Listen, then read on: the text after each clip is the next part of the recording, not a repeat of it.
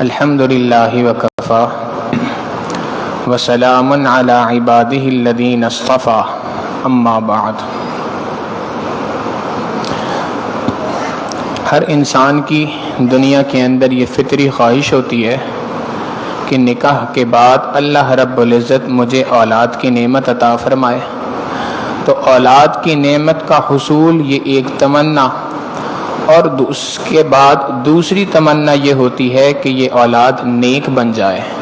نیک اولاد کے حصول کی تمنا یہ ہر بندے کی فطری خواہش ہوا کرتی ہے۔ ہر بندہ یہ چاہتا ہے کہ اللہ رب العزت میری اولاد کو نیکوکار بنا دے، اللہ رب العزت میری اولاد کو فرما بردار بنا دے۔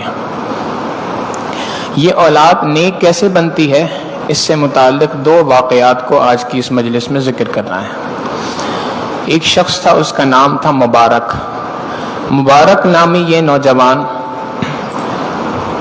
نوجوان تھا، اور بہت زیادہ کوئی مال پیسہ نہیں تھا، ایک غریب آدمی تھا۔ ایک مرتبہ ایسا کچھ ہوا کہ وہ بھوک کی وجہ سے پریشان تھا، فاقے کی زندگی گزر رہی تھی، تو اس فقر و فاقے کی وجہ سے اپنے گھر سے باہر نکلا اور ایک راستے پر چل پڑا، اس نیت کے ساتھ کہ شاید مجھے اللہ کہیں سے کچھ روزی عطا فرما دیں، کچھ کھانے کو مل جائے۔ اب یہ چلتا رہا، چلتے چلتے ایک نہر آئی، تو اس نہر کے کنارے اس نے چلنا شروع کیا۔ کچھ دیر چلتے ہوئے آگے اس نے دیکھا کہ نہر کے پانی کے بہاؤ کے ساتھ ایک سیب چلتا ہوا آ رہا ہے۔ اس نے آگے بڑھ کے اس سیب کو اٹھا لیا، اور بھوک زیادہ تھی، سیب کھا لیا۔ سیب کھانے کے بعد جب پیٹ میں کوئی چیز پہنچی تو عقل نے بھی کام کرنا شروع کیا۔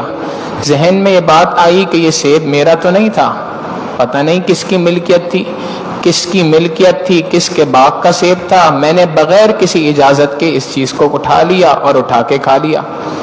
یہ ذہن میں آنا تھا کہ اس نے نہر کے پانی جس طرف سے بہہ رہا تھا اس کی مخالف سمت میں چلنا شروع کر دیا کہ یہاں کوئی یقیناً باغ ہوگا، اور باغ والے سے میں جا کر اجازت طلب کر لوں، معافی مانگ لوں اس سے کہ آپ کے باغ کا سیب میں نے بغیر اجازت کے کھا لیا۔ اب یہ جب آگے چلا تو اس نے دیکھا کہ ایک باغ ہے، اور اس باغ کا مالک وہاں پر بیٹھا ہوا ہے۔ سلام کیا اس نے، اور اس کے بعد اس کو گزارش کی کہ بھائی مجھ سے یہ غلطی ہو گئی، بھوک کی شدت اتنی تھی کہ میں اس کی طرف دھیان نہ دے سکا، مگر جب کھا لیا تو اب ذہن میں آ رہا ہے، آپ اگر معاف کر دیں تو آپ کی مہربانی، اور اگر آپ معاف نہیں کرتے تو پھر مجھے اس کے بدلے کوئی کمپنسیشن بتائیں، کوئی عمل بتائیں، کوئی کام کروں کہ جس سے آپ مجھے معاف کر سکیں۔ اس شخص نے بات کہی کہ دیکھو میں تمہیں ایسے ہی معاف نہیں کروں گا، میری ایک شرط ہے، اگر تم میری اس شرط کو پورا کرو گے تو پھر اس صورت میں تمہارے اس سیب کو تمہارے لیے حلال کر دوں گا، معاف کر دوں گا۔ اس نے کہا جی کیا شرط ہے؟ کہنے لگا کہ جی میری ایک بیٹی ہے، آنکھوں سے اندھی ہے، کانوں سے بہری ہے، اور زبان کی گونگی ہے، ایسی میری ایک عدد بیٹی ہے، اگر تم اس سے نکاح کر لو اور اس کے ساتھ اپنی زندگی بسر کرنے کا ارادہ کر لو، فیصلہ کر لو، تو پھر اس صورت میں یہ سیب تمہیں بخش سکتا ہوں، ورنہ میں تمہیں نہیں بخشوں گا۔ اب جب یہ بات کہی تو بظاہر عبد مبارک کے لیے بہت مشکل بات تھی کہ ایک ایسی لڑکی جو اندھی بھی ہے، گونگی بھی ہے، بہری بھی ہے، ایسی کے ساتھ میں شادی کر لوں، نکاح کر لوں، فقط اس لیے کہ میں اس سیب کو حلال کر لوں۔ مگر اللہ کا خوف دل کے اندر اتنا تھا، حلال مال کھانے کی اہمیت دل کے اندر اتنی بیٹھی ہوئی تھی کہ مبارک نے اس شرط کو قبول کر لیا۔ چنانچہ نکاح ہو گیا۔ نکاح کے بعد اس نے جب اپنی بیوی کو دیکھا تو وہ انتہائی خوبصورت تھی، اور نہ وہ اندھی تھی، نہ گونگی تھی، نہ بہری تھی۔ اس نے اپنے سسر سے پوچھا جی یہ کیا معاملہ ہے، آپ نے تو کہا تھا اندھی بھی ہے، گونگی بھی ہے، بہری بھی ہے۔ سسر نے کہا کہ دیکھو اصل بات یہ ہے کہ میری بیٹی نے کبھی آج تک اپنی آنکھ سے کسی نامحرم کو نہیں دیکھا، اس لیے میں نے کہا اندھی ہے۔ کبھی کسی نامحرم کی آواز اس کے کان میں نہیں پڑی، اس لیے میں نے کہا بہری ہے۔ کبھی اس نے کسی نامحرم کے ساتھ گفتگو نہیں کی، اس وجہ سے میں نے کہا کہ گونگی ہے۔ میں یہ چاہتا تھا کہ میری اس نیک صفت بیٹی کو کوئی نیک صفت نوجوان مل جائے، جو تم سے جب ملاقات ہوئی اور تمہارا خوف خدا دیکھا تو مجھے اس بات کا یقین ہو گیا کہ اس سے بہتر میری بیٹی کے لیے کوئی جوڑا نہیں مل سکتا۔ چنانچہ نکاح ہو گیا، شادی ہو گئی۔ اللہ رب العزت نے اس جوڑے کو جو اولاد عطا فرمائی، اس اولاد کا نام انہوں نے عبداللہ رکھا۔ آج دنیا ان کو عبداللہ ابن مبارک کے نام سے جانتی ہے۔ اتنے بڑے محدث تھے کہ امام بخاری رحمہ اللہ جیسے افراد کے استاد اور محدثین کی نشست کے اندر، محدثین کے ہاں ان کا مقام اتنا عالی کہ انہی کے ایک ساتھی جو ان کے کلاس فیلو تھے، وہ ان کے تقوی کا مقام یہ بیان کیا کرتے تھے کہ عبداللہ ابن مبارک نے اور ہم نے تمام کے تمام افراد نے ایک جیسے اساتذہ سے پڑھا، سیم اساتذہ سے پڑھا، سیم کتابیں پڑھی، مگر اس کے باوجود عبداللہ ابن مبارک ہم سے اتنا آگے نکل گئے۔ وجہ اس کی یہ تھی کہ میں نے صحابہ رضی اللہ تعالیٰ عنہم اجمعین کی زندگی کو دیکھا اور عبداللہ ابن مبارک کی زندگی کو دیکھا، تو مجھے ان دونوں کی زندگی میں سوائے ایک فرق کے کوئی اور فرق محسوس نہیں ہوا کہ صحابہ کو نبی علیہ السلام کی صحبت حاصل تھی جو عبداللہ ابن مبارک کو حاصل نہیں تھی، ورنہ ان کی پوری زندگی صحابہ رضوان اللہ علیہم اجمعین کی زندگی کے مطابق تھی۔ محدثین کی ہاں ان کا مقام ایسا تھا کہ جب عبداللہ ابن مبارک رحمہ اللہ حدیث کا درس دیا کرتے تھے تو اس حدیث کے درس کے اندر 90,000 طلبہ ایک وقت میں ان سے حدیث پڑھا کرتے تھے۔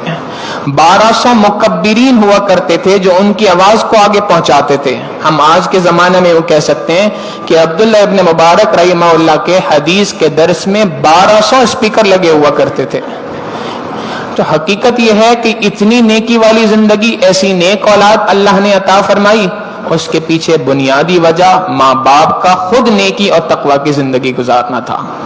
دوسرا واقعہ، حضرت عمر ابن خطاب رضی اللہ تعالیٰ عنہ امیر المؤمنین ہیں، رات کو چکر لگا رہے ہیں، ایک گھر سے آواز سنی کہ ایک عورت اپنی بیٹی سے کہہ رہی ہے کہ بیٹی کیا گائے نے دودھ دے دیا؟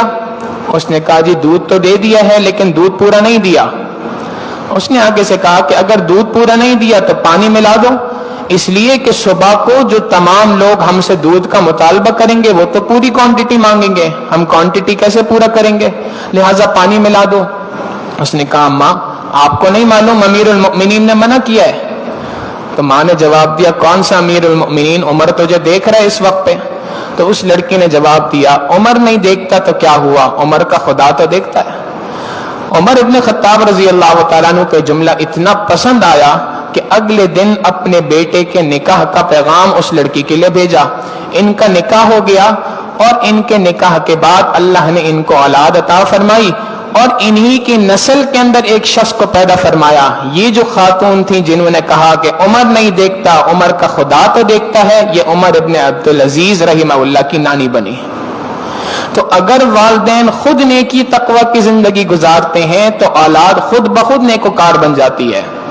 آج ایک بدقسمتی یہ بھی ہے کہ والدین یہ تو چاہتے ہیں کہ ہماری اولاد نیکوکار بن جائے، لیکن اپنے آپ کو نیکی پر رکھنے کے لیے تیار نہیں، خود کو تقوی کے اوپر لانے کے لیے تیار نہیں۔ چنانچہ کئی مرتبہ ہوتا ہے والدین شکایت کرتے ہیں، یہ جو حفظ کے بچے ہوتے ہیں کئی مرتبہ ان کے والدین آ کر مدرسوں میں شکایت کرتے ہیں استاد سے، ناظم صاحب سے کہ بھئی یہ بچہ فجر میں نہیں اٹھتا۔ اب اگر ناظم صاحب، قاری صاحب اس والد سے پوچھ لیں کہ بھئی یہ بتائیے بچہ تو نہیں اٹھتا، کہ یہ بتائیے کیا آپ فجر میں اٹھتے ہیں؟ تو ہمیشہ آنکھ سر جو ہے وہ نیچے جھک جاتا ہے، نہیں میں تو نہیں اٹھتا۔ جب ہم خود فجر میں نہیں اٹھتے تو اپنی اولاد کے فجر کی پابندی کی کیسے ہم امید رکھ سکتے ہیں؟ جو کام ہم خود نہیں کرتے اس کی اولاد سے کیسے امیدیں رکھ سکتے ہیں؟ لہٰذا اولاد کو نیکوکار بنانے کا بہترین طریقہ یہ ہے کہ سب سے پہلا کام جو گزشتہ درس میں ذکر کیا کہ اولاد کے حق میں دعائیں کی جائیں، اور دوسرا کام اپنے آپ کو ان کاموں کے اوپر لگا دیا جائے۔ جب انسان خود نیکی کی زندگی گزارتا ہے، جب خود تقوی کی زندگی گزارتا ہے، اولاد کے اندر اس کے ثمرات خود بخود حاصل ہو جاتے ہیں، خود اس کے فوائد اولاد کو حاصل ہو جاتے ہیں۔ اگر باپ خود جھوٹ بول رہا ہو اور اولاد کو بتائے کہ بیٹا جھوٹ بولنا بری بات ہے، تو کیسے ممکن ہے کہ اولاد اس کی بات کو سن کر اس پہ عمل کرے گی؟ یہ نیکی کے اوپر اپنی زندگی گزارنے سے اولاد پر کیا اثر پڑتے ہیں؟